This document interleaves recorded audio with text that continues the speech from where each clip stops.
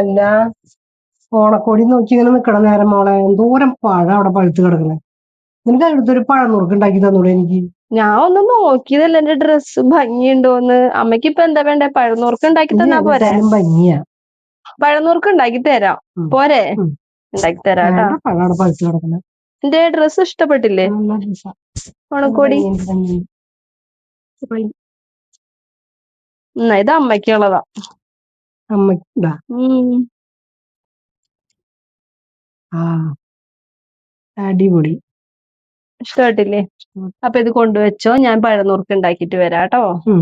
അമ്മയ്ക്ക് ഇന്ന് പഴനുറുക്ക് ഉണ്ടാക്കി കൊടുക്കാനാണ് പറഞ്ഞത്. പക്ഷെ നമുക്കിന്ന് 2 വിഭവം ഉണ്ടാക്കാം. ഓണത്തിലേക്കുള്ള 2 വിഭവങ്ങളാണ് നമ്മൾ ഉണ്ടാക്കുന്നത്. അതിനു വേണ്ടി നമ്മൾ എടുത്തിട്ടുള്ളത് ചേനയും നേന്ത്രക്കായും പഴമാണ് എടുത്തിട്ടുള്ളത്. അപ്പൊ നമ്മള് കായും ചേനയൊക്കെ ചെറുതായി നുറുക്കി കഴുകി വാരി ചട്ടിയിലേക്ക് ഇട്ട് കുറച്ച് മഞ്ഞൾപ്പൊടിയും കുറച്ച് മുളക് പൊടി ആവശ്യത്തിന് ഉപ്പും ഇട്ട് വെള്ളം ഒഴിച്ച് നമുക്ക് അതൊന്ന് വേവിക്കാനായിട്ട് വെക്കാം. അപ്പോഴേക്കും നമുക്ക് അതിലേക്കുള്ള അരപ്പ് റെഡിയാക്കാനായിട്ട് കുറച്ച് നാളികേരം, ജീരകം, കുറച്ച് കുരുമുളക് മിക്സിയുടെ ജാറിലിട്ട് കുറച്ച് വെള്ളം ഒഴിച്ച് അരച്ച് വെക്കാം.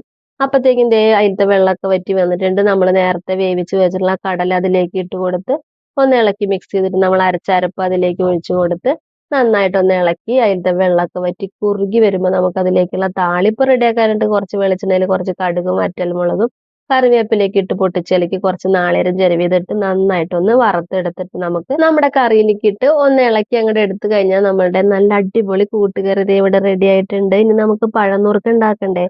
അതിന് നമ്മളുടെ പഴമൊക്കെ തൊലി കളഞ്ഞ് ഇത്രയും വലിയ പീസായി കട്ട് ചെയ്തിട്ട് നമുക്കൊരു പാത്രത്തിലേക്ക് ഇട്ട് കുറച്ച് വെള്ളം ഒഴിച്ച് അതൊന്ന് വേവിച്ചെടുത്തതിന് ശേഷം അതിലേക്ക് കുറച്ച് മധുരത്തിന് ശർക്കര പൊടിയും കൂടി ഇട്ട് ഒന്ന് ഇളക്കിയിട്ട് കുറച്ച് നെയ്യും ഏലക്കായ, ചുക്ക്, ജീരകം പൊടിച്ച പൊടി അതിലേക്ക് ഇട്ട് കൊടുത്ത് ഒരു നുള്ളു ഉപ്പും കൂടി ഇട്ട് നന്നായിട്ടൊന്ന് ഇളക്കി വറ്റി വരുമ്പോൾ നമുക്ക് അതിലേക്ക് നല്ല കട്ടിയുള്ള തേങ്ങാപ്പാലും കൂടെ ഒഴിച്ച് നന്നായിട്ടൊന്ന് വറ്റിച്ചെടുത്തു കഴിഞ്ഞാൽ നമ്മളുടെ പഴനുറുക്ക് ഇവിടെ റെഡിയായി. അപ്പൊ നമുക്ക് ഓണത്തിന് ഉണ്ടാക്കാൻ 2 വിഭവങ്ങളായില്ലേ? എന്തായി? പഴം കൊണ്ട് വന്നിട്ട് പഴനുറുക്കായില്ല ഇതുവരെ? പഴനുറുക്കൊക്കെ റെഡി ആയിട്ടുണ്ട്. അമ്മ ആദ്യം ഇതൊന്ന് കഴിച്ചു നോക്കിയേ. അതൊക്കെ ഉണ്ട്, അമ്മ കഴിച്ചു നോക്കിയേ. ഇതിൽ പഴനുറുക്ക് ഇടാനുള്ളതാ? അതെ. ഈ കറി ഒന്ന് കഴിച്ചു നോക്ക്, നല്ലതായോ നോക്ക്. സൂപ്പർ കൂട്ടുകറിയാണല്ലോ. ഇഷ്ടപ്പെട്ടാ? പിന്നെ പഴനുറുക്ക് തരാം.